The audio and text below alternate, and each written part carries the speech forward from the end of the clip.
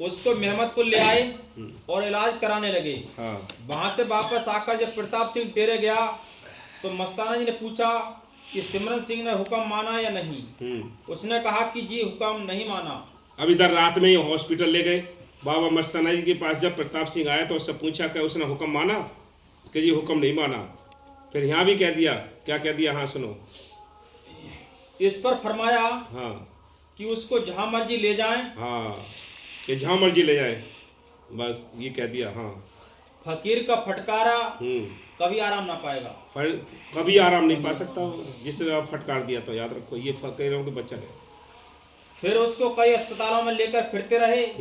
आखिर चोला छोड़ गया, खत्म हो गया, लीला समाप्त। फिर क्या होता है? उसके चोला छोड़ने के बाद कुछ दिन बाद हाँ। पूज्य मस्ताना जी डेरा अमरपुर तशरीफ लाए। एक दिन संगत के साथ बैठे थे। फरमाया कि सिमरन सिंह भूत बनकर डेरे के बाहर घूम रहा है। और जो अमरपुर डेरा बना था, वहाँ जब बाबा जी गए सत्संग करने के लिए तो बाउंड्री के आस पड़ोस घूम रहा था भूत बन के सिमरन सिंह, और कह रहा था प्रेमियों से, बाबा मस्ताना जी से कह रहा था कि तुम्हारी संगत को दुख दूंगा, इनको परेशान करूंगा। हाँ, चारों तरफ घूम रहा था बाउंड्री के। देखो चंद्रमा में कैसा खेल होता है। हाँ। वह कहता है कि तेरी संगत को दुख दूंगा। हाँ। फिर फरमाए कि उसने पहले जिद करके क्या सुख पाया। मस्ताना जी कहा कि तूने पहले जिंदा था तब क्या सुख पाया, तूने हुक्म न मान के या संगत को तंग करके, तो अब तो भूत बन के क्या तंग करेगा, क्या सुख पाएगा तू। हाँ। और अब क्या सुख पाएगा। हाँ। फकीरों से जिद करने में किसी को फायदा मिला है? किसी को जिद करने में, बहस करने में किसी को फायदा नहीं मिला, याद रखना। इतनी बात सुनकर, ये बहुत कीमती बात है, समझ लो। हाँ जी। इतनी बात सुनकर सिमरन सिंह मौन हो गया। हाँ, इतनी बात सुनी तो पिघल गया एकदम, तो एकदम दीन हो गया। देखो बैल जिंदा था तो हैकड़ी थी उसके अंदर, और भूत बन गया तब भी हैकड़ी।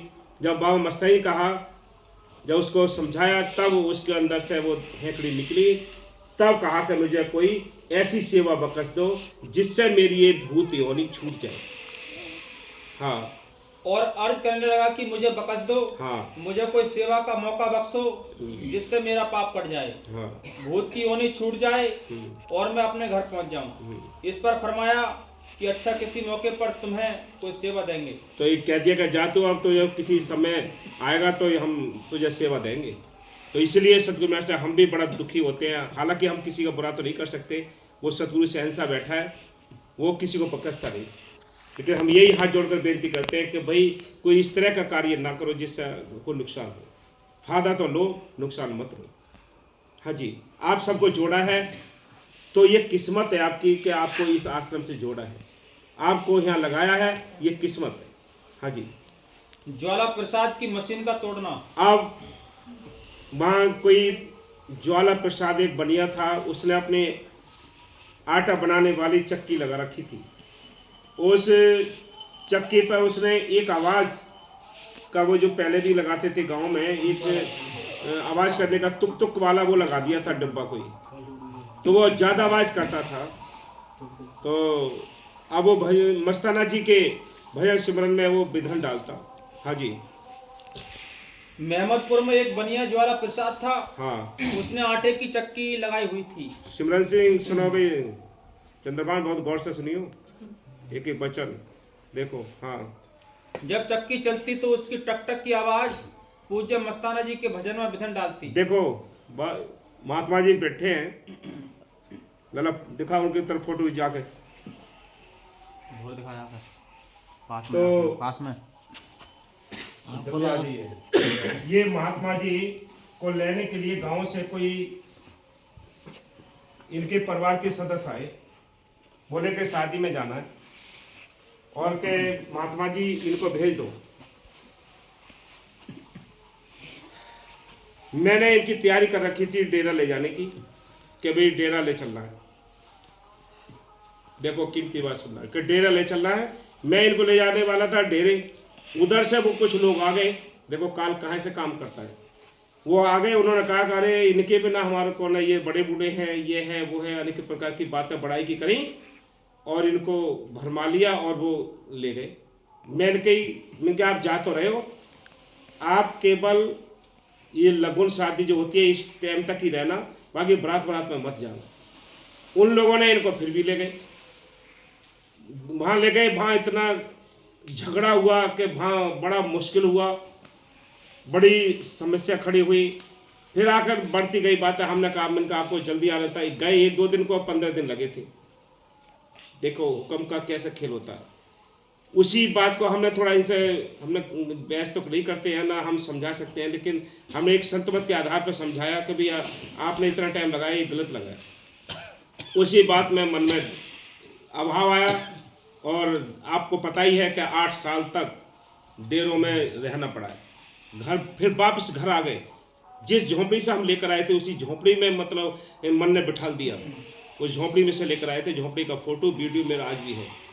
ये खेल मालिक के हैं, आप हल्के में लेते हो, समझ नहीं पाते। मन तो ये दुश्मन है भी, किधर ही ले जा सकता है। इसकी गौर रखो, इसकी चौकीदारी करो। हाँ, पूज्य मस्ताना जी के भजन में भजन डालती। हाँ, देखो वो जो चक्की चलती तो भजन नहीं करने देती। हाँ, उसके बाद कुछ आदमियों को भेजा कि वह इस टक टक करने वाले लोटे को उतार दे। ये भी कहा कि कुछ दिन उतार कर देख ले, अगर उसकी कमाई में। बाबा मस्तानी ने कहा था कि भाई ये जो तुक तुक करने वाली जो तेज आवाज होती है, इस लोटे को तू उतार दे, अगर तेरी कमाई में कुछ फर्क पड़ता है तो उसका खर्चा हम देंगे। बताओ, संत तो दया करते हैं। हाँ, कमाई में कुछ फर्क पड़े तो हमसे ले लेवे। हाँ, पहले तो उसने इनकार कर दिया, फिर लोटा हटा दिया, मगर 2 दिन बाद दोबारा लगा लिया। फिर लगा लिया, और लोगों ने उसको चढ़ा दिया होगा, अरे क्या तुमने उसे 2 पैसा के आदमी के बातों में आके उतार दिया है, फिर लगा दिया वो। हाँ, फिर कई बार कहने पर भी ना माना, फिर नहीं माना। इधर सिमरन सिंह जिसको भूत का जन्म मिला था, अब वो इधर सिमरन सिंह घूमता था कि मुझे सेवा बताओ कोई, इधर उस चक्की वाले ने बाबा मस्ताना जी की बात को नहीं माना, इधर सिमरन सिंह घूम रहा था सेवा के लिए कि मुझे सेवा दो। तो उसी मौके पर आ गया वो भूत आके बोला कि मेरे को जी सेवा बताओ कोई। तो बाबा मस्ताना ने तुरंत कहा कि भाई जा इस चक्की को बंद कर दे तू। तो उन्होंने बंद करने को कहा था केवल, लेकिन वो तो फूल गया, सेवा मिल गई, हुक्म मिल गया। उसने तो दोनों पार्ट के टुकड़े कर दे, जाते तोड़ फोड़ शुरू कर दी। जब तोड़ फोड़ शुरू कर दी, अब बहुत सारे मिस्त्री बुलाए, दिल्ली तक के मिस्त्री गए, आखिर चक्की ने चल के नहीं दिया। घर में विवाद खड़ा हो गया, उसकी बीवी मर गई, सब काम हो गया, फजीते हो गए। बाद में उस बनियों को पछताना पड़ा। सुनो। हाँ, इधर सिमरन सिंह जिसको भूत का जन्म मिला था, हाँ, सेवा मांगता था, उसको कहा कि इस मशीन को बंद कर दे। वह मशीन के अंदर चला गया और तोड़फोड़ शुरू कर दी।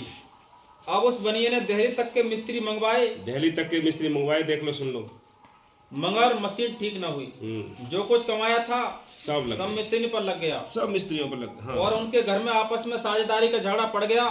ज्वाला प्रसाद की औरत पागल हो गई, फिर पछताने लगे कि हमने मस्ताना जी का हुक्म नहीं माना। लेकिन अब क्या बनता था? अब सब उजड़ गया तो क्या बनता है? सारा लुट गए तो क्या बनेगा? जिसने फायदा लेना हो फायदा लो।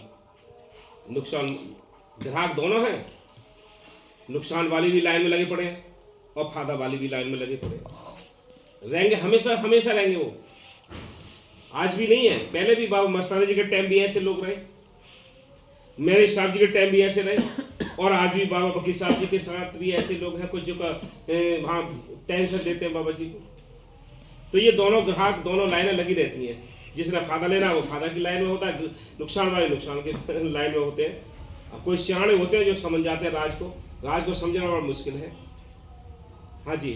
जब सब कुछ ही उजड़ गया, फकीर की मार कोई खबर ना सार।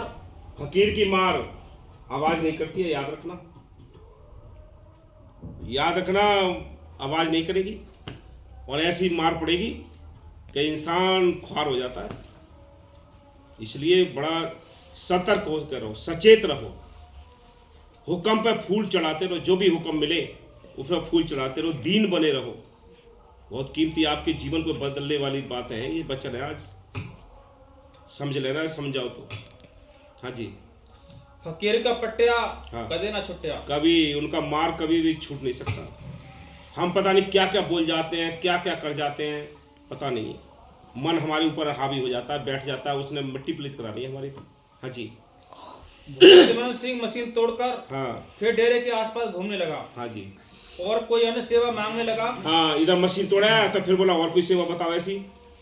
तो बाबू मस्तानी बोले कि भाई चल तू अब और कोई सेवा नहीं है, तू अपनी भाई कुटिया पर चल। वो एक फिर जहाँ उसने गुफा बना रखी थी वहाँ एक पेड़ पर रहता था।